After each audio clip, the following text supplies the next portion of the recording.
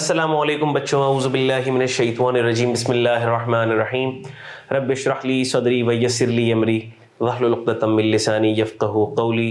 बेटा, I welcome you all in this session. और बेटा, हमारा डिस्कशन चल रहा था डिफाइंड कंट्रीब्यूशन प्लान और डिफाइंड बेनिफिट प्लान का, और हमने इस एग्जाम्पल नंबर 1 को डिस्कस कर लिया था, देख लिया था। इस एग्जाम्पल नंबर 1 को हमने डिस्कस ज़रूर किया था और मैंने कहा था आप इसको रीड कर लीजिएगा, लेकिन इसके सोल्यूशन में 2-3 टर्मिनोलॉजीज ऐसी यूज़ हुई हैं जो आज के लेक्चर में इंशाल्लाह ताला आपको क्लियर होंगी। फिर हम इस सोल्यूशन को खुद भी गो थ्रू करेंगे। अच्छा भाई, but before moving on to the next example, let us recap defined contribution plan and defined benefit plan.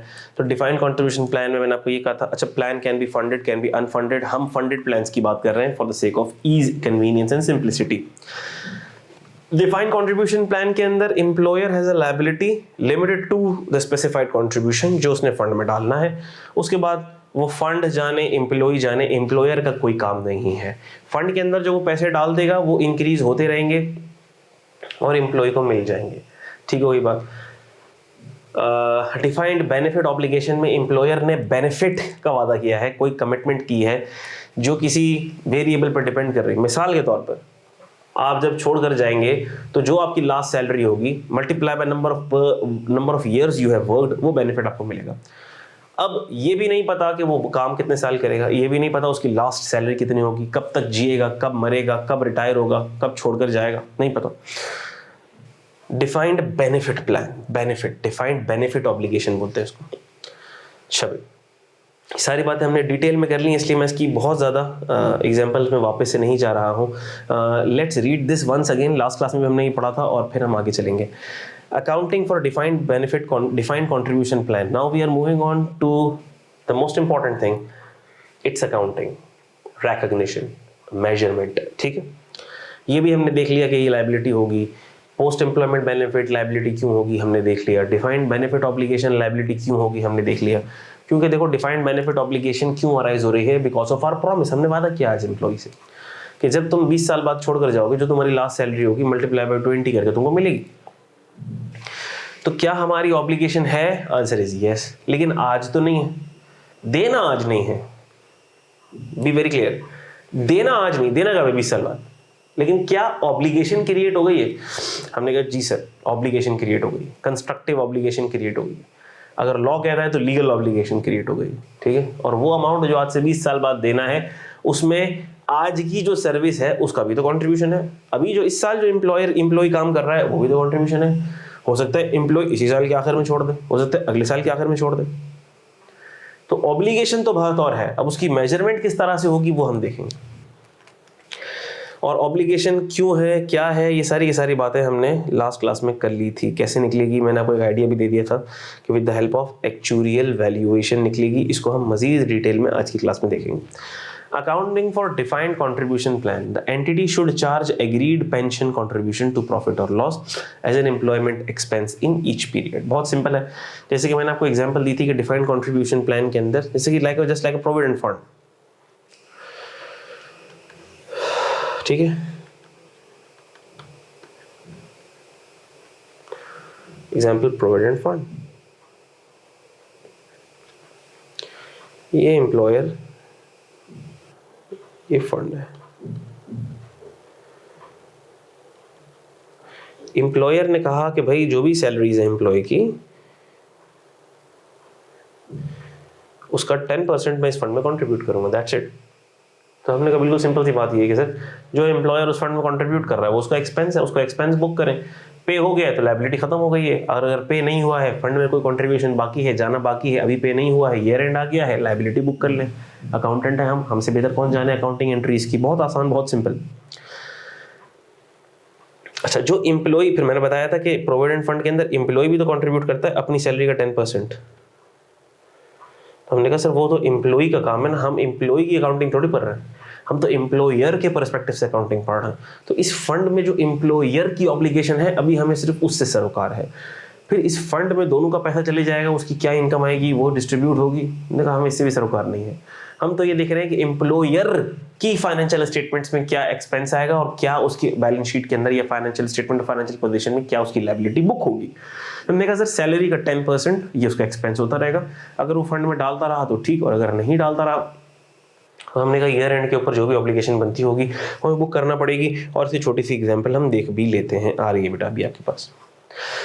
The entity should charge agreed pension contribution to profit or loss as an employment expense in each period। Her period का जो भी उसका contribution बनता है उसने fund में डालना है और एक्सपेंस बुक करना है, ठीक है। Expense of providing pensions in the period is often the same as the amount of contribution paid. और जो उसका एक्सपेंस बनता है आमतौर पर वो हर महीने या हर साल एम्प्लॉयर उस फंड में कंट्रीब्यूट कर देता है और पे कर देता है। However, an accrual or prepayment arises if the cash paid does not equal the value of contributions due for the period। ये हम बात पढ़ चुके कि ड्यू बनते थे 1 करोड़, दिए हैं उसने 90 लाख, तो 10 लाख की लायबिलिटी आएगी ना बैलेंस शीट डेट पे बेटा। तो अभी एग्जांपल नंबर 2 हम देखेंगे तो हमें सारी चीजें क्लियर हो जाएंगी। Defined contribution pension schemes. Roper makes contributions to the defined contribution pension fund of employees at the rate of 10% of gross salary। जबरदस्त। For convenience, the entity pays $50,000 per month into the pension scheme with any balance being paid। अच्छा अब देखो हर महीने salaries कुछ कम हो रही होती हैं, कुछ बढ़ रही होती हैं। मिसाल के तौर पर एक एंटिटी है, उसका पेरोल है, अज्यूम कर रहा हूं मैं, उसका पेरोल है मिसाल के तौर पर 10 लाख का। अब 10 लाख का पेरोल अगर मैं कहता हूँ इसका 10 लाख का पेरोल है, इसका मतलब ये नहीं है कि वो 10 लाख डॉट होगा, कभी 990 होगा, कभी 10,20,000 होगा, कभी 10,50,000 होगा, कभी 9,80,000 होगा, कभी 9,20,000 बनेगा। क्यों? जाहिर सी बात है सर, सैलरीज में डिडक्शंस भी होती हैं, एब्सेंट्स भी होते हैं, लेट भी होते हैं डिडक्शंस। तो जब मैं कहता हूँ पेरोल अराउंड 1 मिलियन, तो इसका मतलब नहीं कि .1 मिलियन। तो कंपनी क्या भी करती है अपनी आसानी के लिए, उसने कंट्रीब्यूशन का अमाउंट फिक्स कर लिया। उसने कहा ठीक है तकरीबन हमारा पेरोल रहता है 1 मिलियन का, तो हम 1 मिलियन का 10% हर महीने फंड में डालते रहेंगे। इसका मतलब सर साल के 12 महीने यानी कि साल का 12 मिलियन वो हमने डाल दिया फंड में। लेकिन जब साल खत्म हुआ और हमने एक्चुअल सैलरीज देखी तो 12 मिलियन नहीं थी, वो थोड़ी बहुत ऊपर नीचे हो गए, 12 नहीं तो 13 मिलियन हो गई थी। तो सर 12 मिलियन का 10% हम डाल चुके हैं, साल का खत्म हुआ, एक्चुअल निकला 13 मिलियन। हमने कहा सर एक्चुअल लायबिलिटी इसका मतलब आपकी थी 13 मिलियन इंटू 10 यानी कि 1.3 मिलियन।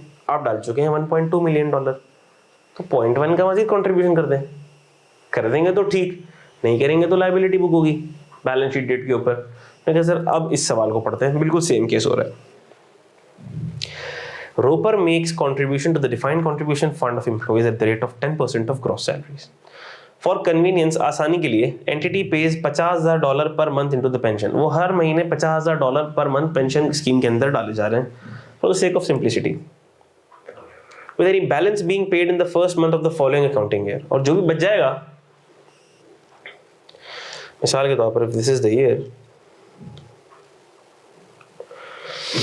मिसाल के तौर पर if this is the year 2023, तो हमने कहा सर हर महीने $50,000 का कंट्रीब्यूशन हो रहा है, month 1, month 2, month 3,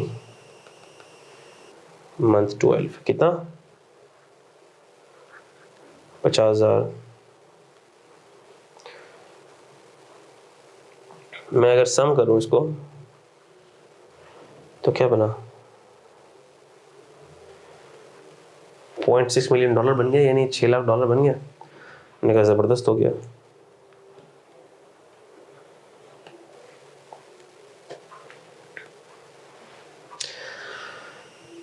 For convenience, entity pays $50,000 per month in the pension scheme with any balance being paid in the first month of the following accounting year। The wages and salaries for 2006 are 7 million। और हमने बताया कि actual salaries और wages कितनी निकली, 7 million. तो हमने कहा सर एक्चुअल निकली $7 मिलियन, जिसका 10% बनता कितना है, हमने कहा जिसका 10% बनता है $7 लाख। आप फंड में डाल कितना चुके, एस्टिमेशन के तौर पर हर महीने यूनिफॉर्म रखने के लिए, आसानी के लिए, कन्वीनियंस के लिए आपने $50,000 फिक्स कर लिए थे, डालते रहे 6 लाख, बना कितना 7 लाख। हमने कहा जो भी शॉर्टफॉल है वो 2024 के मंथ 1 के अंदर हम फुलफिल कर देंगे उसको। कितना? $1,00,000।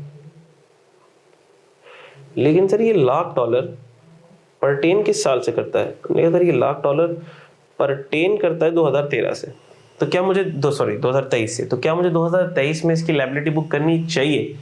जी सर, एक्सपेंस भी बुक करना चाहिए, लायबिलिटी भी बुक करनी चाहिए। मिसाल के तौर पर सर एक्सपेंस जो 2013 में जाना चाहिए वो जाना चाहिए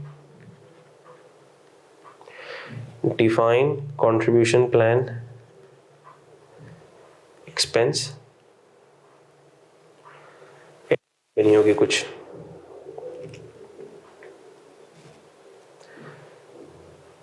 DCP लायबिलिटी 7 लाख से क्रेडिट। फिर सर पैसे गए भी तो हैं फंड में। हमने कहा जी बिल्कुल, DCP लायबिलिटी को आप डेबिट कर दें। देखो वो तो हर महीने एंट्री होती रही होगी, लेकिन मैं अगर साल की एंड की एंट्री बना रहा हूँ तो क्या बनाऊंगा, आसानी के लिए मैं वो समझा रहा हूँ कुछ लोग। और क्रेडिट बैंक, पैसा निकल के कहाँ चला गया? फंड में चला गया। तो क्या मैं ये कह सकता हूँ कि 1 लाख की लायबिलिटी रह गई जो SOFP में जाएगी एज ए लायबिलिटी, और PNL में एक्सपेंस कितना जाएगा? 7 लाख। तो बस बेटा यही होगा यहाँ पर भी, ठीक है। Calculate the pension expense and accrual prepayment at the end of the year. तो ये आपको समझा दिया एक्सपेंस कितना जाएगा, लायबिलिटी कितनी जाएगी। सवाल आपने कर भी लिया, समझ भी लिया, और सॉल्यूशन भी गिवन है आपके पास, तो वो आप देख भी सकते हैं। अच्छा भाई चलो, अब आ जाओ डिफाइंड बेनिफिट प्लान की क्या अकाउंटिंग होगी और उस पर क्या अकाउंटिंग ट्रीटमेंट होगा। Statement of financial position. Statement of financial position में क्या जाएगा? Now this is very very interesting, a bit technical as well, but I'll try to make it as simple as I can, but you should be very much focused and concentrated. Sure. An entity with a defined benefit plan has an obligation to pay its employees a promised level of pension benefit upon retirement. मैंने कहा sir बिल्कुल बात दुरुस्त है और यही हमने पढ़ा है। Promised level of benefit, defined benefit plan के अंदर कंट्रीब्यूशन कमिट नहीं किया हमने तो उनसे बेनिफिट का वादा किया। अब उस बेनिफिट को पूरा करने के लिए हमें जितना भी कंट्रीब्यूशन देना पड़े ये हमारी जिम्मेदारी है भाई। बात समझ आती? Pension plan obligation is a liability and is measured at present value. और हमें पता है कि सर अगर हमारी कोई लायबिलिटी आज से 10 साल बाद हमने पे करनी है, 20 साल बाद हमने पे करनी है, हमें ये पता लग गया कि लायबिलिटी है, और वो मैं आपको टेस्ट से प्रूफ कर चुका, लायबिलिटी की डेफिनेशन से प्रूफ कर चुका कि लायबिलिटी तो है।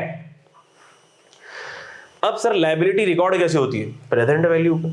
आज से 20 साल बाद मुझे एक अमाउंट पे करनी है, आज किस वैल्यू पे रिकॉर्ड होगी? प्रेजेंट वैल्यू पे। कि उसकी आज के दौर में प्रेजेंट वैल्यू क्या है? ठीक होगी बात। Entity will have been paying cash into the pension plan in order to meet. तो सर क्या एंटिटी को उस फंड में कोई कंट्रीब्यूशन नहीं करना पड़ेगा? आप कह रहे हैं कि कोई कंट्रीब्यूशन की लायबिलिटी नहीं है। हमने कहा देखो कंट्रीब्यूशन तो करना पड़ेगा। मैंने ये कहा है कि कंपनी ने बेनिफिट का वादा किया है, अब वो बेनिफिट फुलफिल करने के लिए पैसे तो कंट्रीब्यूट करना पड़ेंगे ना। मसला ये है हमें ये नहीं पता कितना करना पड़ेंगे। डिफाइंड कंट्रीब्यूशन प्लान के अंदर भी कंट्रीब्यूशन तो था, लेकिन वहां हमें ये भी पता था कि कितने पैसे फंड में डालने, या ये नहीं पता चल रहा, डालने तो हैं। Entity will have been paying cash into the pension plan in order to meet the pension obligation. ये हम रीड कर रहे हैं बेटा, ठीक है। These assets will be invested to generate returns. The pension plan assets are measured at fair value. तो अब होगा क्या? अब होगा ये सर कि गोके हमें तो नहीं पता कि 20 साल बाद जब हमें अपनी लायबिलिटी को चुकाने का वक्त आएगा, जब एम्प्लॉय छोड़कर जाएगा, और मैं अभी तो आपको एक एम्प्लॉय की एग्जांपल से समझा रहा हूँ ना, ये एम्प्लॉय एक तो नहीं होगा, ये तो 100 होंगे, 200 होंगे, 300 होंगे। कोई 2 साल बाद जा रहा होगा, कोई 5 साल बाद, कोई 6 साल बाद, कोई 8 साल बाद, कोई 10 साल बाद। अच्छा, तो कंपनी करेगी क्या? सर कंपनी कंट्रीब्यूशन डालेगी। कितना डालेगी ये मत पूछो, पता लग जाएगा। डालेगी कंट्रीब्यूशन। सर लायबिलिटी कैलकुलेट कैसे होगी? प्रेजेंट वैल्यू निकलेगी। जबरदस्त। कौन निकालेगा, कैसे निकालेगा, मत पूछो, प्रेजेंट वैल्यू निकलेगी। अभी बता रहे, जो मैंने आपको बोला ना मत पूछो, वो इसलिए मत पूछो कि अभी आगे आने वाला है। तो सर हमें बता कि लायबिलिटी कितनी है। मिसाल के तौर पर आज की डेट में 1000 की लायबिलिटी है। तो अगर आज की डेट में 1000 की लायबिलिटी है तो मैंने फंड में जो पैसे डालने हैं वो उतने डालने हैं कि उसमें 1000 रुपए तो पूरे हो जाएं फंड में। मिसाल ले रहा हूं मैं, सुनना। ये फंड है, ये एम्प्लॉयर है, प्रेजेंट वैल्यू ऑफ लायबिलिटी कितनी आई मिसाल के तौर पर 1000, और मिसाल के तौर पर फंड में मैंने पहले से ही डाले हुए पिछले साल के एंड तक 600, तो 600 पड़े हुए इसमें, 600 पड़े हुए। इस साल कितने डालूंगा? अच्छा सर करने कितने हैं, साल के आखिर तक आपको पहुंचाने कितने हैं? हमने कहा सर साल के आखिर में अगर मैं 2023 के एंड की बात कर रहा हूं तो सर 2023 30 जून 2023 को हमने ये एस्टिमेट किया कि लायबिलिटी डिफाइंड बेनिफिट ऑब्लिगेशन की लायबिलिटी है 1000। ये लायबिलिटी है जो हमने एम्प्लॉय को देने। जबरदस्त। फंड में माल कितना पड़ा हुआ है? हमने कहा सर साल के शुरू में तो 600 पड़े हुए थे। ओ 600 पड़े हुए थे, और साल के आखिर में चाहिए कितना माल? 1000। एम्प्लॉय छोड़कर नहीं गया अभी। एस्टिमेशन, एस्टिमेटेड लायबिलिटी है, एस्टिमेटेड है। फिर बता रहा हूँ एस्टिमेटेड है। कौन निकालेगा, कैसे निकालेगा, अभी आने वाली है डिस्कशन। 600 फंड में माल पहले से पड़ा हुआ 600। मैं कहा मजीद कितना कंट्रीब्यूट करूं, दिमाग लगा रहे हैं, 4 अकाउंटेंट सोच में पड़ गए। किसी ने कहा 400 कर दो, दिमाग लगाने की जरूरत क्या इतनी। दूसरा अकाउंटेंट था, उसने कहा नहीं भाई क्या बेवकूफ़ी वाली बात कर दी, 400 कर दो। ये जो 600 इसमें पड़े हुए, इन 600 के ऊपर पूरे साल में इस 600 के ऊपर 10 का तो इंटरेस्ट आ गया होगा। इंटरेस्ट इनकम अर्न नहीं की होगी इसने, 600 साल के शुरू में थे, इंटरेस्ट इनकम अर्न करी होगी तो बढ़ भी गए होंगे। जाहिर सी बात है सर, ट्रू, वेरी ट्रू। क्योंकि हमें तो पता है ना कि हम being accountant we know that there is the time value of money. और आज अगर कोई डीप डिस्काउंटेड बॉन्ड भी आपने पढ़ा होगा IFRS 9 के अंदर, इंटरेस्ट फ्री लोन भी अगर कोई है, it has to be recorded interest free loan है। 10 साल बाद लाख रुपए का लोन ले, 10 साल बाद लाख ही देना है। तो हमने कहा आज किस डेट पे रिकॉर्ड करेंगे? सर आज उसकी हम प्रेजेंट वैल्यू पे रिकॉर्ड करेंगे, और हो सकता है उसकी प्रेजेंट वैल्यू आज हो 92,000, तब तक पहुंचने में लग जाएंगे lakh. Time value of money का concept is always there, being accountant we know this. तो हमने कहा अगर 600 के एसेट पड़े हुए तो सर 10 का इंटरेस्ट ये फंड जनरेट करेगा ना। जबरदस्त बात हो गई। तो मजीद पैसे मैंने डालने कितने? मैंने कहा सर मजीद पैसे फिर जो आपने डालने हैं ना, वो आपने डालने हैं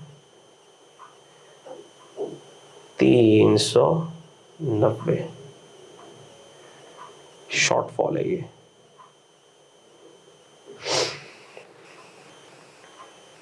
ठीक है, ये आप कंट्रीब्यूट कर दो, यानी कि इस फंड को उतने लेवल पे खड़ा कर दो कि जो अपनी लायबिलिटी को फुलफिल करने के काबिल हो जाए। Are you getting this? Is everyone clear on this? अच्छा, अब ये शॉर्टफॉल हम डालेंगे नहीं डालेंगे ये भी हम देखेंगे, इसका ट्रीटमेंट क्या होगा। लेकिन मैंने अभी आपको सिर्फ एक बेसिक सा खाका दिया है कि एंटिटी कुछ फंड में जो भी पैसे कंट्रीब्यूट कर रही है बेसिकली वो एसेट है, और वो एसेट कुछ रिटर्न्स जनरेट कर रहा है। ठीक है, entity will having being paying cash into the pension plan in order to meet the present obligation, ताकि वो जो प्रेजेंट ऑब्लिगेशन क्रिएट हो रही है वो उसको मैच कर सकें एसेट्स। ठीक है, these assets will be invested to generate returns. और जाहिर सी बात है एसेट्स उस फंड में पड़े हुए तो वो खाली तो नहीं पड़े हुए, तिजोरी में तो लॉक नहीं है, they will be generating return. The pension plan assets are measured at fair value. और सर ये जो पेंशन प्लान के एसेट्स होंगे वो कैसे मेजर होंगे? At fair value. अब वो जो पैसे कंट्रीब्यूट हो रहे हैं वो चाहे शेयर्स में इन्वेस्टेड हो, चाहे गवर्नमेंट सिक्योरिटीज में इन्वेस्टेड हो, कहीं भी इन्वेस्टेड हो, लेकिन इन्वेस्टेड होंगे। और वो कैसे मेजर होंगे? At fair value. Are you getting this? Pension के प्लान एसेट्स। चलो, on the statement of financial position entity offsets the obligation and the plan assets and report the net position. तो हमने कहा सर एसेट भी है fund में और fund की लायबिलिटी भी है, लेकिन सर ये तो फंड की लायबिलिटी है ना और फंड के एसेट्स हैं, इसका एंटिटी से क्या ताल्लुक है? हमने कहा ताल्लुक है। डीसीपी में फिर शायद नहीं था, क्योंकि डीसीपी में तो एम्प्लॉयर ने फंड में पैसा डाला फिर मुड़ के ना देखेगा, बोलेगा मेरा हुआ काम खत्म। डीबीपी में ऐसा नहीं है, डीबीपी में एम्प्लॉयर का ताल्लुक है, क्योंकि आपने पैसा डाला लेकिन सर लायबिलिटी निकली ज्यादा, तो शॉर्टफॉल कहां से पूरा होगा? हाँ सर, हम आपकी तरफ भी तो इल्तिजाई भरी नजरों से देख रहे हैं, ललचाई भरी नजरों से देख रहे हैं कि अब जो शॉर्टफॉल है आप पूरा करें, क्योंकि मुंह फाड़ के वादा तो आपने किया था। तो फंड किसकी तरफ देख रहा है? मैंने कहा सर फंड की भी एक आंख है। अब अजीब सी आंख बनाई है मैंने, जो देख रही है एम्प्लॉयर की तरफ कि भाई आपने कंट्रीब्यूशन करना है। तो on statement of financial position, financial statement of financial position में हम क्या शो करेंगे? एंटिटी अपनी ऑब्लिगेशन को ऑफसेट कर देगी प्लान एसेट्स के साथ, ठीक है। और क्योंकि कंपनी की तो नेट ऑब्लिगेशन क्या आएगी? Net liability. ऑफसेट करने के बाद ना तो जो नेट बच जाएगी वही कंपनी की लायबिलिटी है ना, बाकी तो वो प्लान में डाल चुका है एसेट्स, फंड में डाल चुका है एसेट्स। बात समझ आ रही है? तो हमने कहा सर अगर एम्प्लॉयर की लायबिलिटी बुक होगी तो वो नेट लायबिलिटी बुक होगी, नेट होगी। Net position, if the obligation exceeds the asset then pension is in deficit and a liability is reported. मैं कहा अगर लायबिलिटी ज्यादा है, एसेट कम है, और वो एसेट कम है और उतना कंट्रीब्यूशन नहीं किया है, बाकी है, लायबिलिटी आ रही 1000, एसेट आ रहा है 800, 200 का शॉर्टफॉल आ गया। तो हमने कहा सर अब कंपनी की जिम्मेदारी है वो शॉर्टफॉल पूरा करे, तो कंपनी अपनी बैलेंस शीट में उसको एज ए लायबिलिटी रिपोर्ट करेगी। If the assets exceed the obligation then the pension is in surplus and an asset is reported.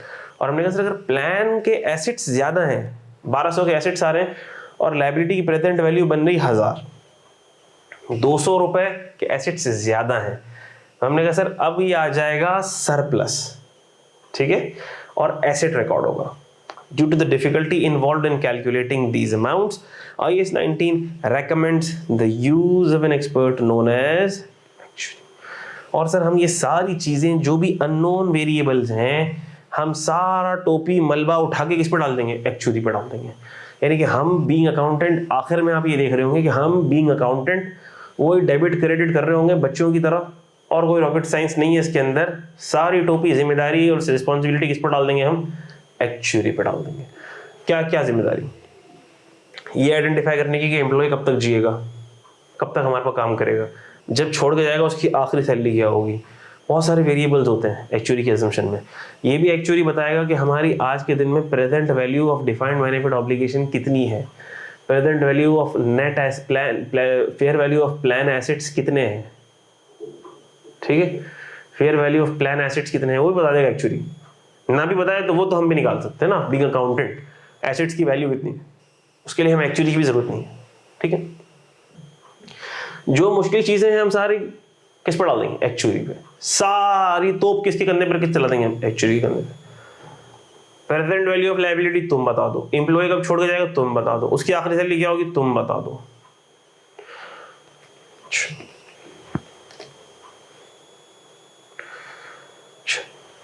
और हमने कहा कि सर फिर ये इसका मतलब कि जो कंपनी है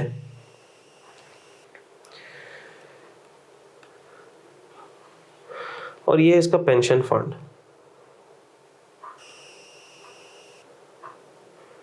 डिफाइंड बेनिफिट पेंशन फंड, इसका मतलब कि सर साल खत्म हुआ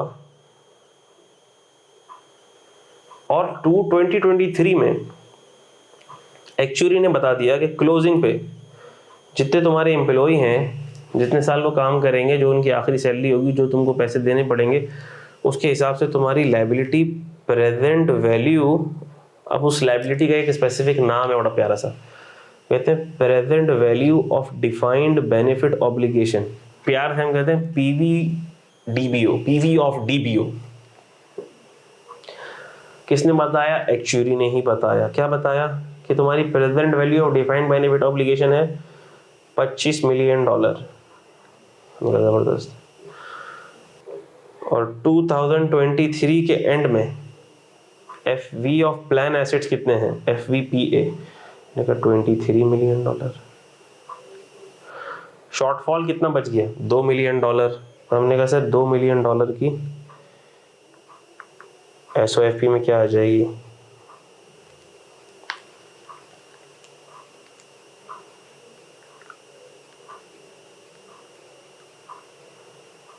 सिंपल। सर ये तो क्लोजिंग की पोजीशन है, ओपनिंग की भी तो कोई पोजीशन होगी। हमने कहा जी जबरदस्त बात होगी, ओपनिंग की भी पोजीशन थी। PVDBO, सर ओपनिंग की पोजीशन ये थी कि 20 मिलियन डॉलर की लायबिलिटी थी पिछले साल तक, और FVPA थे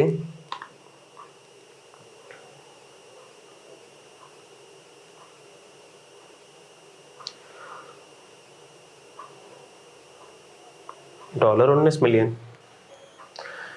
ओपनिंग लायबिलिटी इतनी थी, ओपनिंग एसेट्स इतने थे, क्लोजिंग लायबिलिटी इतनी हो गई और प्लान एसेट्स 23 हो गए। अच्छा, यानी कि सर ओपनिंग से क्लोजिंग में तो चेंज आ गया। हमने कहा चेंज आएगा, क्यों नहीं आएगा? 1 साल गुजार लिया तुमने, 1 साल तक तुमने एम्प्लॉइज की सर्विसेज ले ली, 1 साल तुमने कुछ कंट्रीब्यूशन भी किया होगा, पता नहीं क्या कुछ हुआ होगा। तो ओपनिंग लायबिलिटी और ओपनिंग एसेट्स, क्लोजिंग लायबिलिटी और क्लोजिंग एसेट्स बराबर तो नहीं होंगे। तो सर ये मूवमेंट क्या है, कैसे है, ये बताएं। ओपनिंग लायबिलिटी से क्लोजिंग लायबिलिटी पे कैसे पहुंचे और ओपनिंग एसेट से क्लोजिंग एसेट्स पर कैसे पहुंचे? क्या उसकी कोई मूवमेंट है? हमने कहा जी मूवमेंट है, और वही मूवमेंट तो देखने लगे हैं हम, ईयर ऑन ईयर मूवमेंट। आ जाओ देखते बेटा। Entity must account for the year-on-year movement in its defined benefit pension scheme. Deficit भी हो सकता है और सरप्लस भी हो सकता है। आओ जरा देखते हैं कि ईयर ऑन ईयर मूवमेंट कैसे चलेगी। नेट डेफिसिट या surplus brought forward, obligation minus assets. यानी कि अगर मैं अपनी इस एग्जांपल में देखूं तो ऑब्लिगेशन थी 20 और एसेट्स थे 19, तो क्या मैं ये कह सकता हूँ कि $1 मिलियन की ऑब्लिगेशन थी या $1 मिलियन का डेफिसिट था? कह सकते हैं सर ओपनिंग में डेफिसिट था।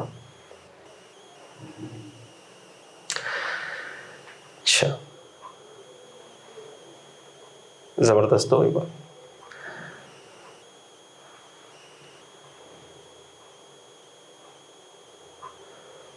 क्लोजिंग पर आने से पहले let's discuss every component. Net interest component. अच्छा, अगर डेफिसिट है, प्लान का डेफिसिट है, अगर एसेट होता तो वो इनकम जेनरेट करता फंड के लिए, प्लान एसेट से बढ़ जाते। डेफिसिट है, शॉर्टफॉल है, शॉर्टफॉल है। तो सर अगर शॉर्टफॉल है तो किसकी तरफ से शॉर्टफॉल है? एंटिटी की तरफ से शॉर्टफॉल है। तो सर अब अगर शॉर्टफॉल है और अगर वो शॉर्टफॉल होता तो इंटरेस्ट इनकम जनरेट होती। तो अभी जो शॉर्टफॉल है, इस शॉर्टफॉल के इंटरेस्ट के पैसे कौन देगा? हमने कहा कंपनी देगी। कंपनी ने शॉर्टफॉल रखा है ना, हमने तो नहीं रखा। तो शॉर्टफॉल किसने रखा है? कंपनी ने। तो इंटरेस्ट की कॉस्ट भी कौन बियर करेगी? हमने कहा कंपनी बियर करेगी। तो हमने कहा सर ये कंपनी के लिए एक्सपेंस भी होगा, ठीक है, एक्सपेंस होगा। और सर ये एक्सपेंस अगर तो ऑब्लिगेशन खड़ी हुई है साल के शुरू में, तो sir this will add to the obligation of the company, interest for the year. क्योंकि सर अगर ये डेफिसिट ना होता और एसेट्स होते इसकी जगह, तो वो इनकम जनरेट करते। बहुत गौर से लॉजिक सुनना। लेकिन सर ये डेफिसिट है, डेफिसिट है तो इसका इंटरेस्ट तो लूज हो गया, तो हम वो इंटरेस्ट किससे रिकवर करेंगे? कंपनी से। तो ये कंपनी कॉस्ट बन गई जी, बन गई, और यही लायबिलिटी में ऐड हो जाएगी। एक तरफ expense debit, liability credit, logical simplistic thing, जबरदस्त हो गई बात। तो हमने कहा सर नेट ओपनिंग में खड़ी हुई थी, ओपनिंग की लायबिलिटी खड़ी हुई थी $1 मिलियन, मैंने जो एग्जांपल बनाई है, और क्लोजिंग की है $2 मिलियन। तो हमने कहा सर $0.1 मिलियन का इंटरेस्ट कंपोनेंट था, जो $1 मिलियन ओपनिंग ऑब्लिगेशन पर 10% के हिसाब से अक्रू हुआ, पीवी और डीबीओ को बढ़ा दिया। सर्विस कंपोनेंट, ये क्या चीज़ है? हमने कहा ये 1 साल मजीद गुजर गया ना, ओपनिंग से क्लोजिंग तक टाइम कितना मजीद गुजर गया? 1 ईयर। तो सर इस 1 ईयर के अंदर जो सर्विसेज मजीद इंप्लॉइज ने रेंडर की, क्या उस 1 ईयर ऑफ सर्विस की वजह से एम्प्लॉयर की ऑब्लिगेशन में इजाफा हुआ? बिल्कुल हुआ, क्योंकि सर जो बेनिफिट हमने वादा किया है वो based he number of years of service पे करता है। तो अब अगर एक ईयर ऑफ सर्विस बढ़ गया, 1 ईयर ऑफ सर्विस बढ़ गया, तो क्या ऑब्लिगेशन बढ़ गई? क्या इस साल की सर्विसेज की वजह से पीवी ऑफ डीबीओ बढ़ गई? हमने कहा जी बिल्कुल बढ़ गई सर। तो सर्विस कॉस्ट कंपोनेंट, इस साल की सर्विसेज देने की वजह से, इस साल की सर्विसेज एम्प्लॉयर को मिली, इस साल की सर्विसेज एम्प्लॉइज ने एम्प्लॉयर को दी, उसकी वजह से सर्विस की कॉस्ट का कंपोनेंट कितना ऐड हो गया है लायबिलिटी के अंदर, क्लोजिंग लायबिलिटी के अंदर। हमने कहा सिर्फ फॉर द ईयर के अंदर आप यूं समझ लें 0.4 मिलियन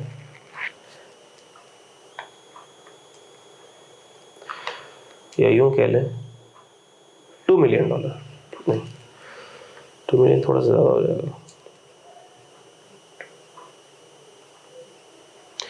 हमने कहा सर $1.5 मिलियन इस साल की सर्विसेज की वजह से कॉस्ट बढ़ गई।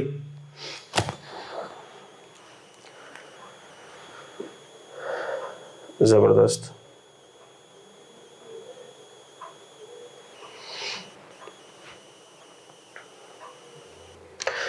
अच्छा sir, contributions paid into the scheme, ये क्या चीज है सर? ये जो इंटरेस्ट की वजह से लायबिलिटी बढ़ गई एम्प्लॉयर की, ये जो सर्विस कॉस्ट की वजह से लायबिलिटी बढ़ गई एम्प्लॉयर की, तो क्या पूरे साल में उसने फंड में कुछ पैसे डाले भी या सिर्फ लायबिलिटियां ही बढ़ाई हैं अपनी?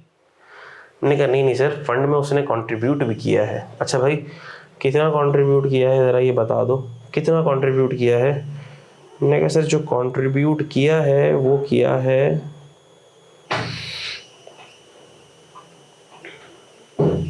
एग्जाम्पल हम ले लेते हैं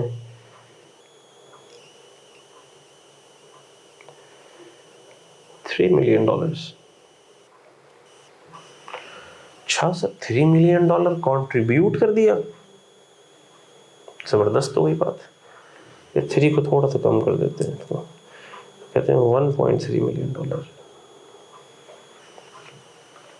$1.3 मिलियन कंट्रीब्यूट कर दिया, यानी कि जो मेरी लायबिलिटी का बलून बढ़ रहा था, अब वो बलून मेरे कंट्रीब्यूशन करने से कम हो गया। I have paid it to the fund.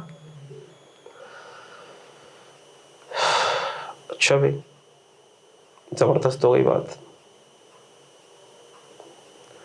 फिर क्या करें? अच्छा बेनिफिट्स पेड आउट, जो भी बेनिफिट अगर आप पे करेंगे, बेसिकली जो भी बेनिफिट्स पे होंगे फंड में, अब तुम फंड के हिसाब से सोचो, फंड से बेनिफिट पे हो रहे हैं, पर फंड से बेनिफिट पे होंगे तो लायबिलिटी भी खत्म, एसेट्स भी कम, लायबिलिटी भी खत्म, एसेट्स भी कम, दोनों निकल जाएंगे। Are you getting this? तो लायबिलिटी भी कम होगी और अगर फंड के एसेट भी कम हो गए तो सर एंटिटी की सेहत पर इससे कोई फर्क पड़ने वाला नहीं है। ठीक होगी बात? मैंने कहा सर जबरदस्त हो गई बात। तो अभी आप इसको टोटल करें, 1.1, 2.5 और 2.5 में से 1.3 लेस कर दें। 2.5 में से अगर आपने 1.3 लेस कर दिया तो 1.2 बच गया, ठीक है, 1.2 बच गया, जबरदस्त। तो सर ये 1.2 क्या होनी चाहिए, ये 1.2 क्या होनी चाहिए सर, ये 1.2 होनी चाहिए हमारी closing liability, net closing net liability, क्योंकि ओपनिंग नेट क्या है, 1 है। कैसे, $20 माइनस $90, पीवी डीबीओ माइनस एफवीपीए, ऐसे ही था। $1 मिलियन हमारी ओपनिंग लायबिलिटी थी। क्लोजिंग लायबिलिटी कितनी है जरा देखो सर, क्लोजिंग है $2 मिलियन, तो 1 थी, और अल्लाह भला करे 0.2, तो 1.3 होगी ना मेरे बच्चों, 1.6 1.3 निकल गया, तो 1.3। क्लोजिंग लायबिलिटी कितनी हो गई, $1.3, ऐसा है, हाँ या ना। अच्छा भाई, क्लोजिंग लायबिलिटी हो गई आपकी $1.3 मिलियन। चलो अब होगा क्या, अब सुनना जरा, होगा क्या, अब होगा ये कि साल होगा खत्म, साल होगा खत्म। आपके हिसाब से अब आपकी लायबिलिटी कितनी है, $1.3 मिलियन। जैसे ही साल खत्म होगा, हम बुलाएंगे एक्चुअरी भाई साहब को। किसको बुलाएंगे, और हम उस एक्चुअरी भाई साहब से कहेंगे कि भैया आप आ गए हो, अब हमें जरा साल के आखिर में दोबारा बता दो कि अब हमारी पीवी ऑफ डीबीओ कितनी है और हमारे fair value of plan assets कितने हैं। क्योंकि देखो, प्लान एसेट्स की फेयर वैल्यू तो हमारे कंट्रीब्यूशन से भी बढ़ेगी, मार्केट फैक्टर से भी बढ़ेगी। जैसे कि शेयर्स पड़े हुए थे, शेयर की मार्केट बढ़ गई तो fair value of plan assets बढ़ गए। डिफाइंड बेनिफिट ऑब्लिगेशन, सर वो ऑब्लिगेशन सिर्फ सर्विस कॉस्ट कंपोनेंट से थोड़ी बढ़ेगी, वो सर्विस कॉस्ट तो एस्टिमेशन के चेंज होने से भी बढ़ जाएगी ना। पिछले साल एस्टिमेट था कि ये बंदा छोड़कर चला जाएगा, बाबा हो गया, बूढ़ा हो गया, 60 साल का हो गया, इस साल तो मर जाएगा, अब उसको मजीद सैलरी नहीं देनी पड़ेगी, इंक्रीमेंट नहीं देना पड़ेगा। सर वो लेकिन मरा ही नहीं, उसकी सैलरी में इंक्रीमेंट भी लग गया।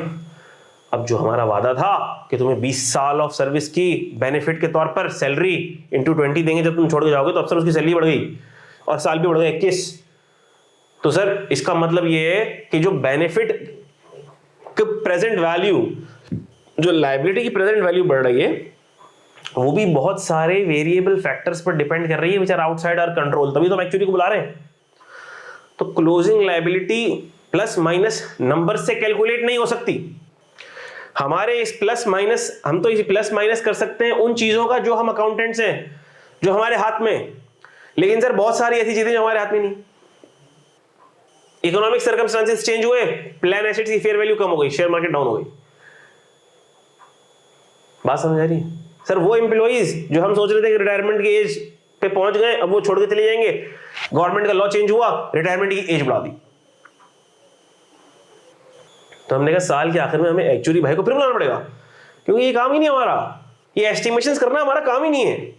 साल के आखिर में फिर आएगा एक्चुअली, अच्छा आ गया, मैं लो में आ गया, क्या करूं? मैंने कहा एक्चुअली भाई साहब आप निकाल लो के दो हमें पीवी डीबीओ, और आप हमें निकाल के भी दो क्या, एफवी ऑफ प्लान एसेट्स। तो एक्चुअली ने कहा अच्छा भाई मैंने निकाल लिया पीवी ऑफ डीबीओ, वो निकला 25 मिलियन, और मैंने निकाल ली एफवी ऑफ पीए, वो निकली $23 मिलियन।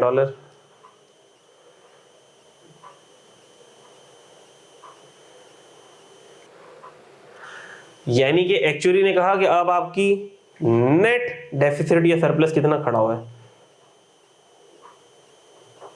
$2 मिलियन। अच्छा, ज्यादा जबरदस्त हो गया। हमारी जो हिसाब किताब जितनी चीजें हम कैलकुलेट कर सकते थे उसके हिसाब से हमारी लायबिलिटी खड़ी होनी चाहिए 1.3, लेकिन एक्चुअली आया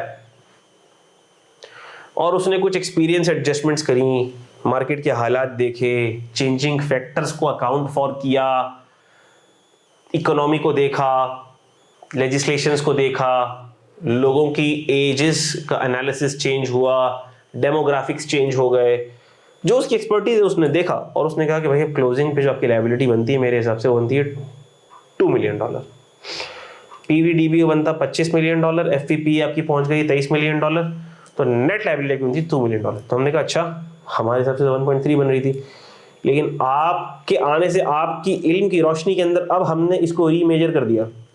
तो अब मुझे बताओ ये remeasure component is the balancing figure. तो हमने कहा सर अब हम इस रीमेजर कंपोनेंट को $0.7 मिलियन और ये हमने क्लोजिंग पहुंचा दिया $2 मिलियन। ठीक है, so this is the key movement. इसमें एक दो चीजें और भी हैं, करटेलमेंट क्या होती है, सेटलमेंट क्या होती है, उसका भी डिस्कशन आ रहा है। इसका मतलब ये कि सर ये 2 मिलियन तक पहुंचने में हमें क्या पापड़ बेलने पड़े, आओ फिर देखते हैं। हमने कहा एक ओपनिंग लायबिलिटी क्रिएट हुई, बिल्कुल हुई, उसमें सर इंटरेस्ट कंपोनेंट अगर डेफिसिट है तो जाहिर सी बात है इंटरेस्ट को फुलफिल करने की ऑब्लिगेशन किसकी होगी, कंपनी की होगी, cost which will add to the liability. Company की कॉस्ट इनकर हुई, ठीक होगी बात। और सर इस साल जो एम्प्लॉइज ने सर्विसेज दी उसकी वजह से भी कॉस्ट मजीद बढ़ी, लायबिलिटी बढ़ी। मैंने कहा ठीक है सर, एक्सपेंस लायबिलिटी। फिर कंपनी ने कंट्रीब्यूशन कर दिया प्लान एसेट्स के अंदर, फंड के अंदर। तो हमने कहा सर ये जो लायबिलिटी बढ़ रही थी अब वो लायबिलिटी का बलून थोड़ा कम हो गया क्योंकि कंपनी ने फंड में कंट्रीब्यूट भी तो कर दिया। कैसे बर्दाश्त हो गई बात, बेनिफिट्स जो पे हो गए वो तो फंड से पे हो गए, ठीक हो गई। और सर फिर हमने एक्चुअली को बुलाया साल के आखिर में और एक्चुअली ने एक तखमीना लगाया। उसने कहा भाई आपकी क्लोजिंग लायबिलिटी बनती है $2 मिलियन क्योंकि हमारे हिसाब से present value of defined benefit plan जो फंड है, ये जो फंड है, ये जो आपका फंड है उसके प्लान एसेट्स की वैल्यू बनती है $23 मिलियन जो आप उसमें डंप कर रहे हो, पैसे डाल रहे हो, और लायबिलिटीज आपकी बनती हैं $25 मिलियन। तो अब क्लोजिंग में शॉर्टफॉल है $2 मिलियन का, $2 मिलियन क्लोजिंग में शॉर्टफॉल है। इसका मतलब कि सर रीमेजरमेंट का कंपोनेंट कितना आ गया, $0.7 मिलियन का, which is again cost of the entity. तो देखो लायबिलिटी जिन चीजों की वजह से बढ़ रही है कंपनी की, those are expense debit, liability credit. और जिस चीज की वजह से लायबिलिटी कम हो रही है, आइदर अगर कंपनी कंट्रीब्यूट कर देगी फंड में, पैसा निकाल के कंट्रीब्यूट कर देगी तो हमने कहा कैश क्रेडिट हो जाएगा, लायबिलिटी डेबिट हो जाएगी, लायबिलिटी कम हो जाएगी। या जो प्लान एसेट्स फंड में पड़े हुए वो इतने ज्यादा हो जाएं कि वो खुद ही लायबिलिटी को कम कर दे। बात समझ आ रही है? चलो, यानी कि क्लोजिंग में सरप्लस आ गया। अब जो क्लोजिंग में खुद ही सरप्लस आ गया इसका मतलब कि प्लान के एसेट्स इतने ज्यादा बढ़ गए कि जो लायबिलिटी थी उसका इफेक्ट को सेट ऑफ कर दिया, नॉक ऑफ कर दिया, ठीक होगी बात। तो बेटा ये है मूवमेंट डिफाइंड बेनिफिट ऑब्लिगेशन की, सिंपल मूवमेंट। इसमें और भी चीजें आएंगी लेकिन आओ पहले इसको जरा हम रीड भी कर लेते हैं। Net interest components, net interest components बोलते हैं the change in the deficit and surplus due to passage of time, time value of money basically. It is calculated by applying the discount rate at start of the year to the opening balance. जो भी discount rate सवाल में given होगा आपने उसको opening balance पर लगा देना है। डेफिसिट पर ओपनिंग बैलेंस पर लगा रहे हो तो जाहिर सी बात है कंपनी की इंटरेस्ट कॉस्ट है, लेकिन अगर सर सरप्लस जनरेटेड है तो सरप्लस पर लग रहा है तो वो एंटिटी की कॉस्ट नहीं है, वो एंटिटी के लिए एक तरह का बेनिफिट है, ठीक होगी बात। क्योंकि वो सरप्लस पड़ा हुआ है और वो उसके ऊपर जैसी जैसी इनकम जनरेट हो रही है अब उतना कंट्रीब्यूशन एंटिटी को कम करना पड़ेगा, ठीक होगी बात। Service cost component,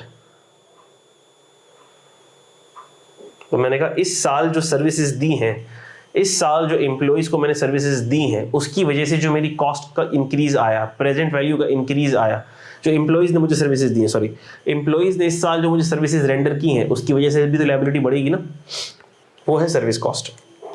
service cost के कुछ कंपोनेंट्स हैं, सेटलमेंट्स, कर्टेलमेंट्स, इसका मैंने तस्करा नहीं किया है, इसका हम अगली वीडियो में कर लेंगे तस्करा।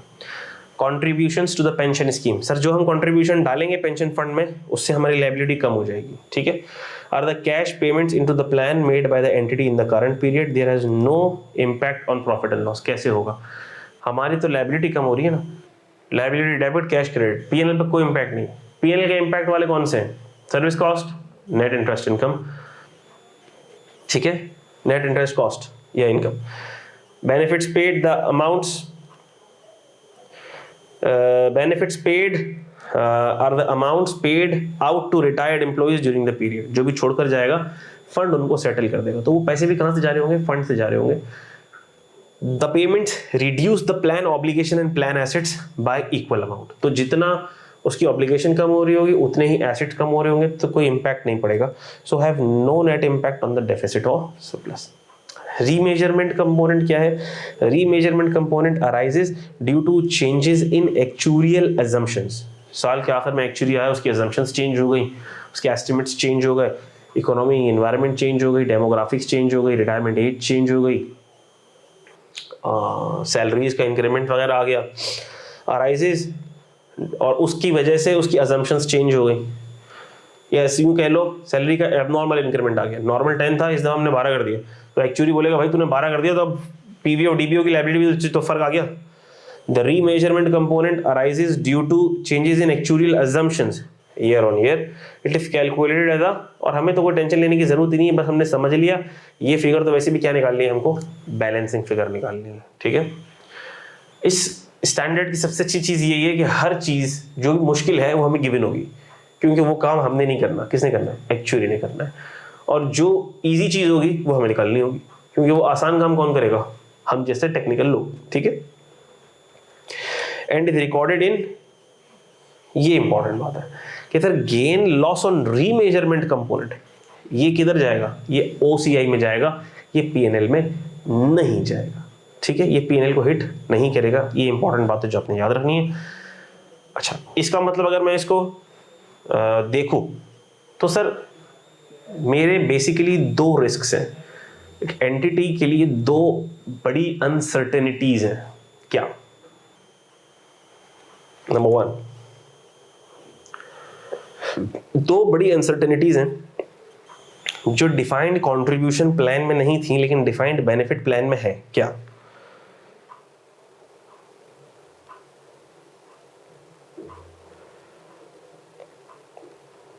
एक्चुरियल रिस्क और दूसरा, ये स्टैंडर्ड ही कहता है, अगर ऐसी बात है हम तो ज़रा एसीसी के अंदर स्टैंडर्ड्स को यूज़ नहीं किया जाता, स्टैंडर्ड्स आर टू बल्कि, और एसीसी का कोर्स बेस करता है कॉन्सेप्ट्स पर, but there are many aspects which are explained by the standards very well. उसके लिए हमें स्टैंडर्ड रेफर करना पड़ते हैं, उनके कॉन्सेप्ट को रेफर करना पड़ता है। एक्चुरियल रिस्क और इन्वेस्टमेंट रिस्क, तो स्टैंडर्ड कहता है कि जो डिफाइंड बेनिफिट प्लान्स होते हैं ना, उसमें ये एक्चुरियल रिस्क और इन्वेस्टमेंट रिस्क एम्प्लॉयर पर है। किस पे, डिफाइंड बेनिफिट प्लान में। कैसे, क्योंकि सर एम्प्लॉयर ने बेनिफिट कमिट कर लिया है, बेनिफिट कमिट कर लिया है, उसने कंट्रीब्यूशन कमिट नहीं किया।